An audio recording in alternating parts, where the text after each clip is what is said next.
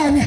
Sikia nikwambie, Biblia inasema kwamba alitununua, yeye alichinjwa pale msalabani, akatununua kwa damu ya thamani, akamnunulia Mungu watu wa kila kabila, watu wa kila jamaa, watu wa kila taifa, watu wa kila lugha, naye akatufanya kuwa ufalme na makuhani kwa Mungu wetu.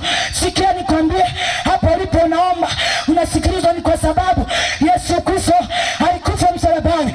Zamani ilikuwa mchungaji ndiye anapeleka shida zako.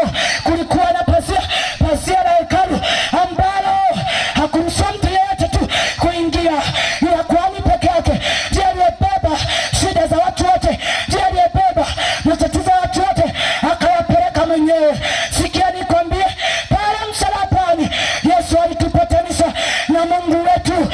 Yesu alitupatanisha, alitupa ruhusa ya kuingia na kuzungumza na Mungu wetu.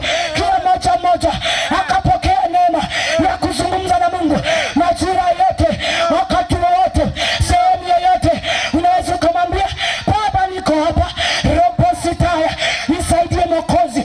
Unaweza ukasema majira yoyote na Mungu akakusikiliza.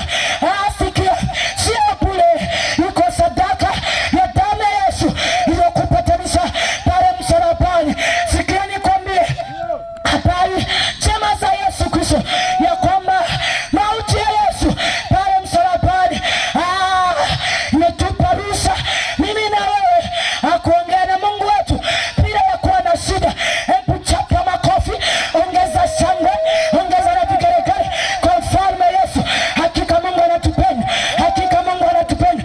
Ingekuwaje, sijui ingekuwaje kumpa kuhani tu matatizo yako, matatizo mengine hayaelezeki kwa wanadamu, inabidi tumwambie Mungu ayatatue. Lakini Mungu wetu ni wa upendo, Mungu wetu anatupenda, Mungu wetu ni wa huruma, yeye anatuhurumia siku zote. Akasema, wanangu, anatupenda Yesu. Anatamani leo ukiachia moyo wako ukaamua kumpokea, hakika nakwambia haupati shida yote. Unaweza ukamuuliza Baba wakati wote, unaweza ukamuuliza Baba kitu chochote, unaweza ukauliza kwa Mungu wako jambo lolote, naye atakutendea. Sikia nikwambie, ni kwa sababu hujamaanisha tu kwenda na huyu Yesu, ni kwa sababu haujamaanisha tu kutembea na huyu Yesu. Laiti ungejua namna ambavyo Mungu anakuwazia mema, laiti ungejua namna ambavyo Yesu anakuwazia mema, ungeziamini habari hizi iliyo salama. Shangilie Yesu Mwokozi. Bwana Yesu asifiwe.